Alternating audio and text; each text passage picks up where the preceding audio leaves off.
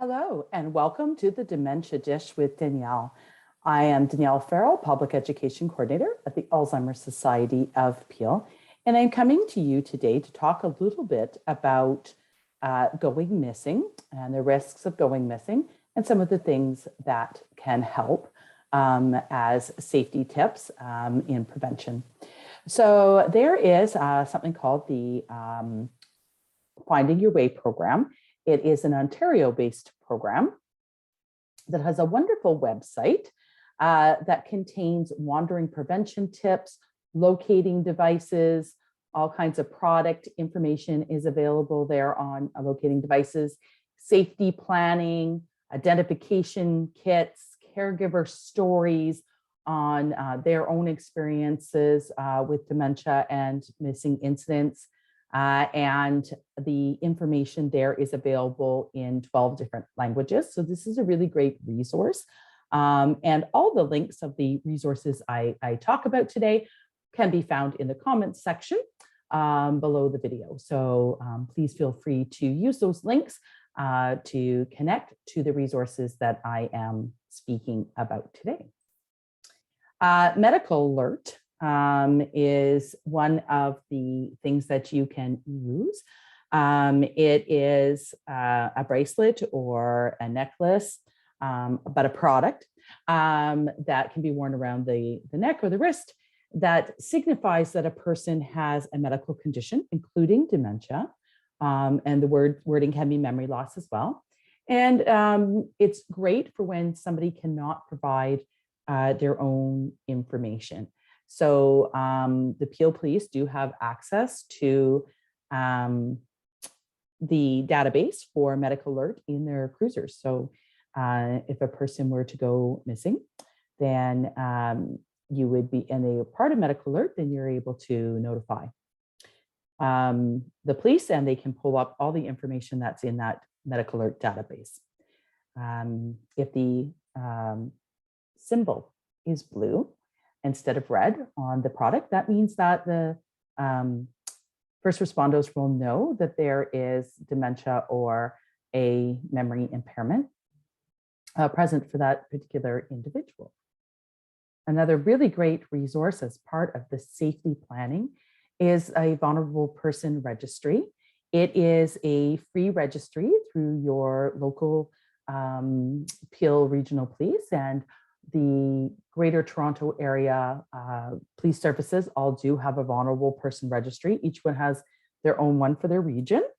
And it is a really great place to put information and have it there already in order to safety plan for a potential missing incident. So why is it so important to have a safety plan? Well, the risks are quite high of people living with dementia going missing. So 3 in 5, 60% of people living with dementia will have a missing incident at some point during their journey through dementia. And it can happen at any stage. It's not dependent on stage necessarily, although it may happen a little more in mid-stage. But it can happen at any time and without warning, which is why it's really good to safety plan in advance. Some of the warning signs that somebody might be a little more at risk for having a missing persons incident is if they're coming home late from errands. They go out for walks and it might be something that would normally be a half an hour walk and they're gone for well over an hour. It may be that, they are getting disorientated while on those walks. If you're, if the person living with dementia is out in public, in public spaces like malls, stores, markets, and they are getting disorientated and unable to wayfind in those environments, that could be a very good indicator. If the person is living with dementia is having difficulty finding the way around their own home, wayfinding around their own home, so unable to find the bathroom, the bedroom, things like that. If the person living with dementia is saying they want to go home, when they are already in their home, that would indicate they're at a bit of higher risk for a missing incident. If they're still driving, and while driving, they have no problem, managing the driving of the vehicle, but they have difficulty finding their way to the location that they're trying to get to, or their way back home.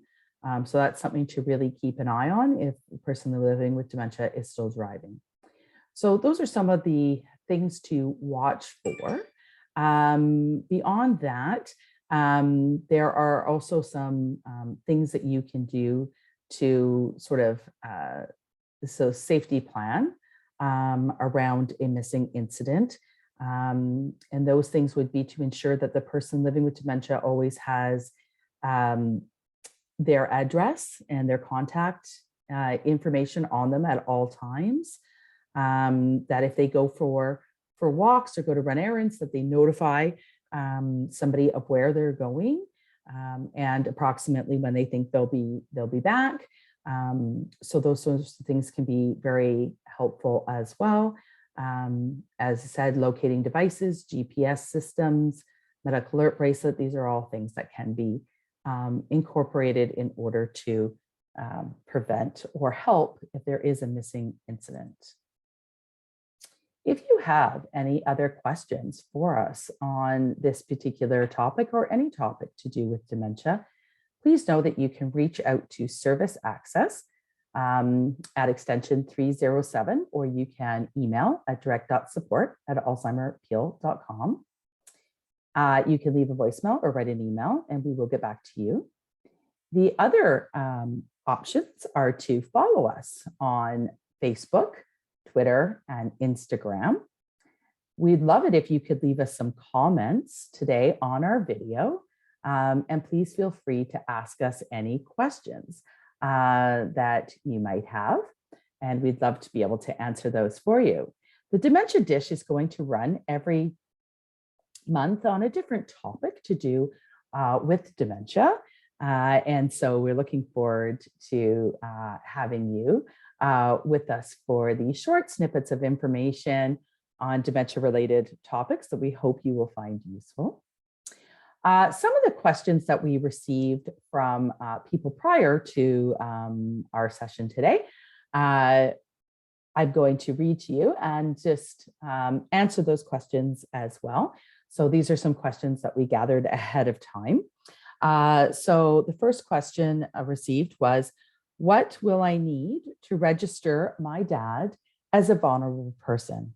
So to register a person on the Vulnerable Person Registry through the Peel Police, you will need a recent photo of the person, some information like date of birth, address, phone number, emergency contact information.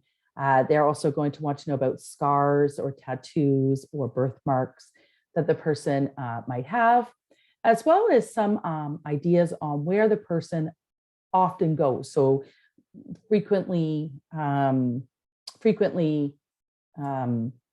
places that the person might go, they might frequent often. It might be places they used to work. So they might ask about old workplaces, old addresses where the person used to live. So that kind of information can be very helpful as a place to start a search. Okay, so those are the things that would be required for the Vulnerable Person Registry. Another question is, what types of products do you recommend for someone who tries to leave the home? Okay, so different products work for different families. It's kind of unique that way. But some of the things that other families have let us know have been helpful for them. Mats that you put beside the bed that have a sensor in them so that when the person living with dementia gets out of bed, steps on the sensor, it alarms, which lets other people in the household know that the person has gotten out of bed. Chimes on doors so that when the doors open, there's a sensor on those that notify those in the household that the door has been opened. Some people have used locks or bolts at the top of a door or at the bottom of a door on the inside in order to help prevent a person from leaving unattended. Some of the other things might be locks on backyard gates, for example, so that the person can have freedom of the backyard, but not wander out of the backyard without anybody's knowledge. So those are just some of the things that might be of assistance. Okay, another question received is, should I look for my family member first and call the police only when I don't find them? So this is a pretty common thing to occur where people will go looking for their family member, thinking, well, hopefully they're just nearby and I don't need to involve the police. The only issue with that is if you don't find the person as quickly or as readily as you think you might, then more time has passed where there isn't a larger group of people with more resources searching. And so the best outcomes are always, when the search is initiated very quickly and very thoroughly. So the police do not have a problem being notified or called about a person living with dementia going missing, and will be very involved right away. So please know the best course of action is to, in fact, notify the police as quickly and as soon as possible when it's noted the person living with dementia is missing. Okay. The next question, or a question we've also received in the past, is what causes the person living with dementia to become lost? So what is the cause of going missing in the first place? So many of the diseases under the heading of dementia, including Alzheimer's, the brain is affected, parts of the brain are affected. The person's spatial recall, so how close things are in relation to one another, distance from one location to another, recent short-term memory, are all things that are affected in the brain that make it more challenging for a person living with dementia to find their way around and have a higher potential of getting lost. So it is very, very key to have a safety plan to ensure that nobody is lost for any length of time and that no harm comes to the person. Another question we sometimes receive is, we snowbird to Florida. A lot of people do that in our harsh winters. Do Medical Alert products work there, or do we have to register in the United States as well? So the great news about Medical Alert is it is a North American-wide program, meaning that the product used will work in both the United States and Canada, so the person doesn't need to register in both countries. Okay, so those are the questions that we had received up to now. But please reach out to us again if you do have any further questions, or there's some information you would like, and please come back and join us for our Dementia Dish, which will be on a monthly basis, as we look forward to providing you with information and interacting with you. So thank you so much and have a wonderful day.